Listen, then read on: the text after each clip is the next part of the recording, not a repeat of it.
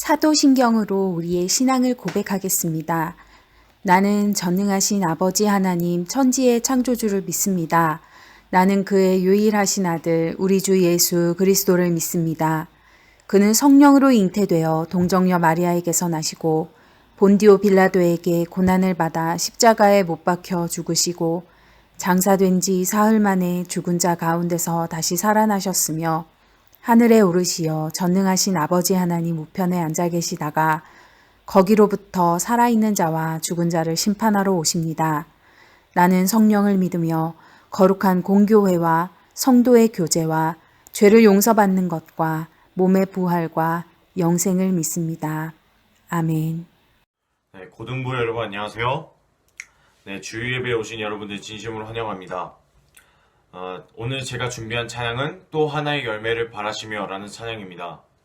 함께 하나님께 감사하는 마음으로 가사를 묵상하며 함께 은혜를 나누기 원합니다.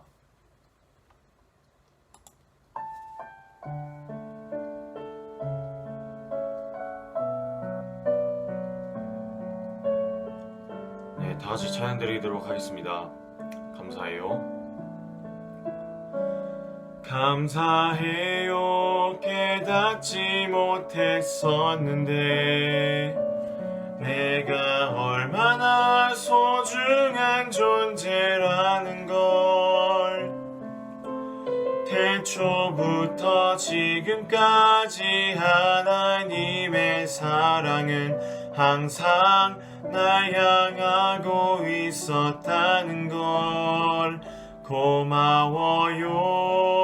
그 사랑을 가르쳐준 당신께 주께서 허락하신 당신께 그리스도의 사랑으로 더욱 섬기며 이제 나도 세상에 전하리라. 당신은 사랑받기 위해 그리고 그 사랑 전하기 위해 주께서 택하시고 이 땅에 심으셨네. 또 하나의 열매를 바라시며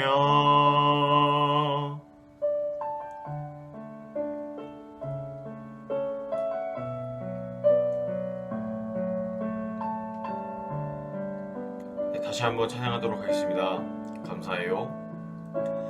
감사해요. 깨닫지 못했었는데 내가 얼마나 소중한 존재라는 걸 태초부터 지금까지 하나님의 사랑은 항상 날 향하고 있었다는 걸 고마워요.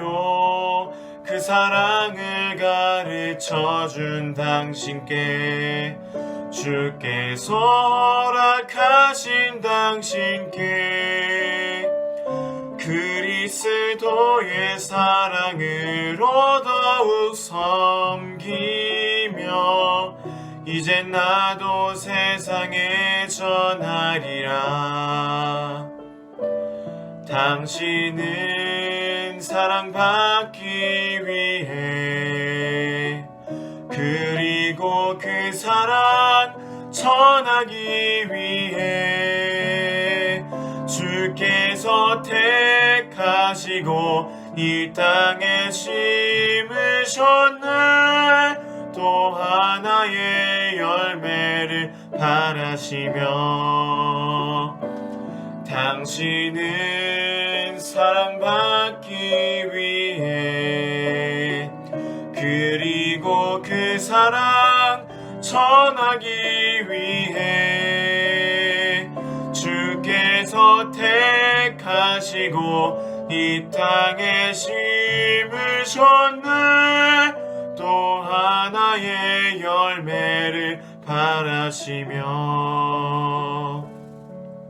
또 하나의 열매를 바라시며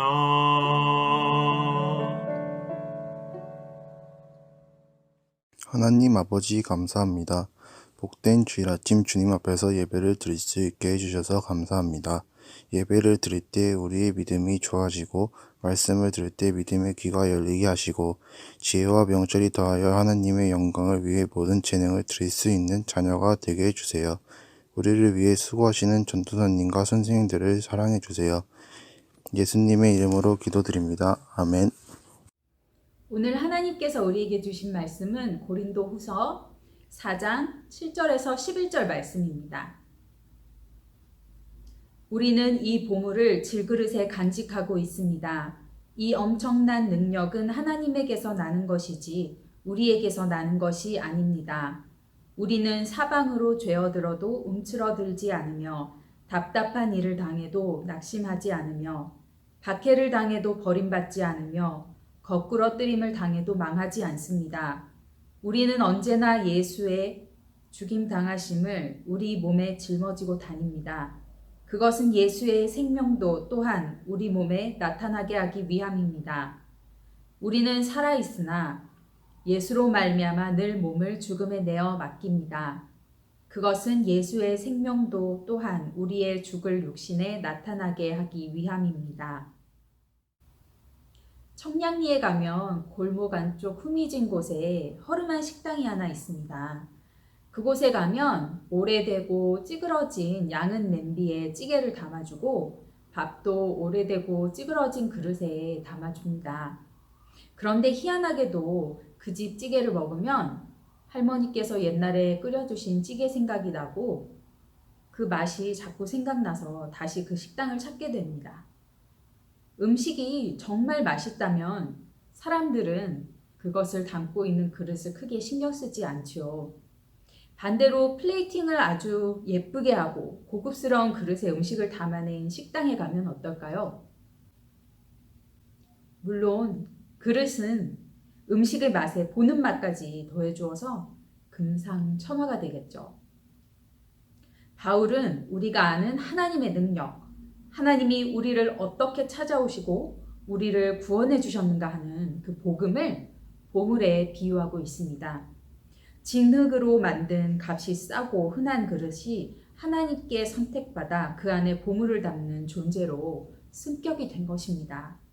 질그릇이라는 비유는 실제로 고린도 후서의 편지를 받는 사람들의 진면목을 드러내는 말입니다.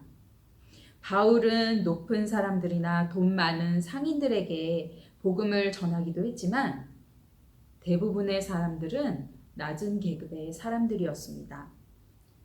그들은 이곳저곳에서 모여든 장사꾼들이기도 했고 항만에서 노동자로 일하는 사람들도 있었고 또 남의 집에서 종으로 일하는 사람들도 있었습니다.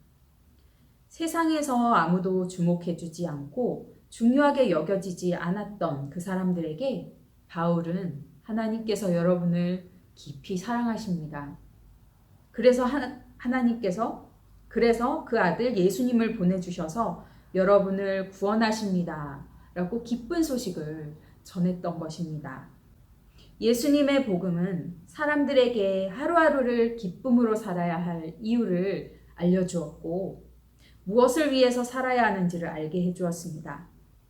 거짓과 죄로 가득한 옛 생활에서 돌이켜 하나님이 기뻐하시는 선하고 정직한 생활을 살게 했습니다. 예수님의 복음은 이렇게 사람을 변화시키는 능력이 있는 복음입니다. 우리들은 하나님의 복음 안에서 새로워진 사람들입니다. 그런데 질그릇은 귀하게 쓰이는 은식기 놋그릇과 달리 아무데나 막 쓰이는 그릇입니다.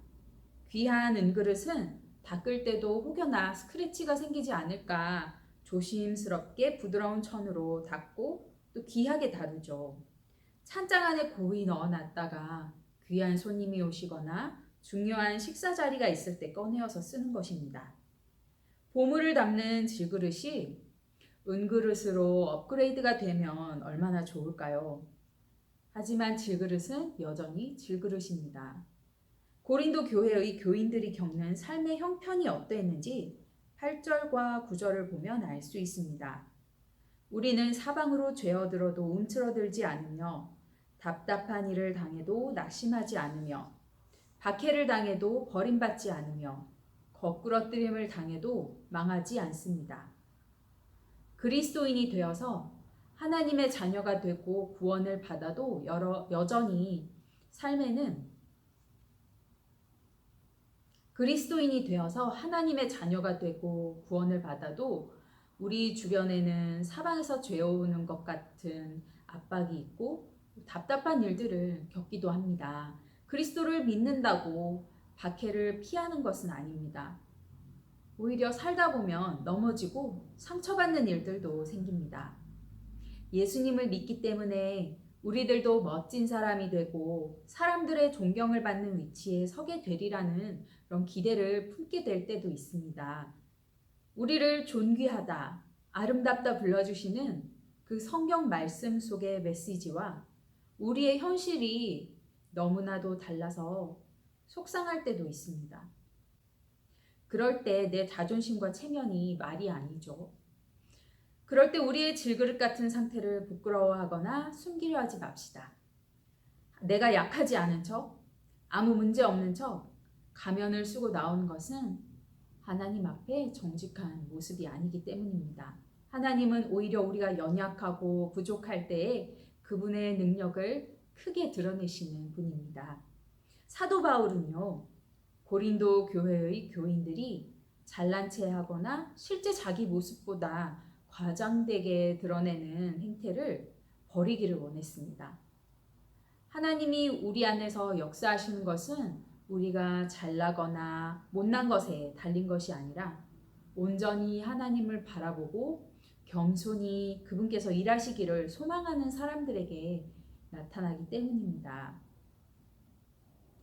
이것이 우리에게 복음입니다. 우리가 부족해도 우리가 남들보다 우위에 있어서 다른 사람들을 거느리는 높은 사람이 되지 않더라도 하나님께서는 우리를 통해 능력으로 행하시고 많은 사람들의 생명을 구원하실 것입니다. 하나님께서 연약하지만 하나님을 신뢰하는 사람들을 통해 능력을 베푸신다는 것은 예수님이 자기 삶으로 그리고 자기의 죽음으로 또 자기의 부활로 증거하신 일입니다. 예수님이 이스라엘 사람들과 온 세상 인류를 구원하신 방법은 왕이나 황제의 자리에 등극해서 모두를 하나님 믿게 만드는 것이 아니었습니다. 가장 약하고 아무 소망 없어 보이는 죄인의 자리로 가셔서 십자가에서 죽으심으로 하나님의 구원의 능력을 이루셨습니다. 이 진리를 알게 된 바울은 자기 자신도 복음을 전할 때에 사람들을 압도하는 위용을 뽐내려 하지 않았습니다. 그는 고린도에 도착했을 때 묵묵히 십자가의 예수님을 전하기로 결심했습니다. 그는 천막 만드는 일을 하는 브리스길라와 아굴라 부부를 만나 그들과 함께 작업실에서 일을 하면서 복음을 전했습니다. 작업실에서 일을 하면 상인들이 오고 가고 재료를 납품하는 사람들, 또 물건을 사러 오는 사람들을 쉽게 접하고 친구가 될 수 있었기 때문입니다. 그는 그곳에서 만난 여러 부류의 사람들에게 예수님을 전했습니다. 원래 바울은 다소에서 태어난 부잣집 아들이었고 로마 시민권을 가진 사람이었고 예루살렘으로 유학을 가서 유대교의 율법을 전문적으로 공부한 사람이었습니다. 그는 종교 지도자나 서기관이 되어도 충분한 사람이었지만 복음을 전하기 위해 작업실에서 일하는 일꾼을 자처한 것입니다. 광장에 나아가 지혜로운 말을 뽐내며 랍비들처럼 또 헬라 철학자들처럼 사람들을 설득하고 복음을 선포할 수도 있었겠지만 내가 연약할 때에 하나님께서 크게 역사하신다는 것을 믿었기에 연약한 자리에 머무른 것입니다. 그는 복음을 전하면서 미움도 받고 박해를 받기도 했고 또 모함을 받아 당국에 끌려가 매를 맞기도 했습니다. 정말 예수님의 죽음에 참여한다는 고백이 헛되지 않게 그는 그렇게 살았습니다. 우리들은 옛날 할머니, 할아버지 세대처럼 교회에 다닌다고 구박받거나 가족들에게 맞지 않습니다. 하지만 예배를 드리고 하나님 말씀대로 살려고 노력하다 보면 조금의 불편함과 손해를 보는 일들이 생깁니다. 예수님을 따르면서 겪는 불편함이나 어려움으로 슬퍼하지 맙시다. 우리의 나아지지 않는 상황 때문에 낙심하거나 부끄러워하지 맙시다. 비록 우리는 연약하고 부족한 모습이지만 하나님은 우리의 삶에 역사하셔서 놀라운 일을 행하실 것입니다. 여러분은 보배를 품은 질그릇입니다. 바울이 예수님의 죽음을 자기의 것이라고 생각하고 사는 동안 그는 많은 고초를 겪었습니다.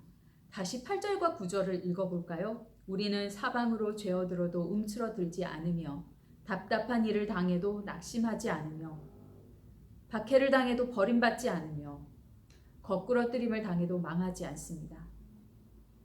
그는 이 온갖 어려움을 겪는 동안에도 하나님께서 그가 실망하지 않도록 절망하지 않도록 새 힘을 주시는 것을 경험하였습니다. 그의 안에는 늘 새롭게 하시는 하나님의 능력이 살아 있었던 것입니다.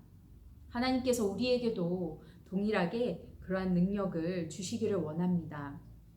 그러한 능력으로 우리가 새롭게 살아가기를 원합니다. 예수님의 죽음과 바울의 연약함을 기꺼이 받아들이고 믿음으로 하나님의 능력을 구하며 나아가시기를 소망합니다.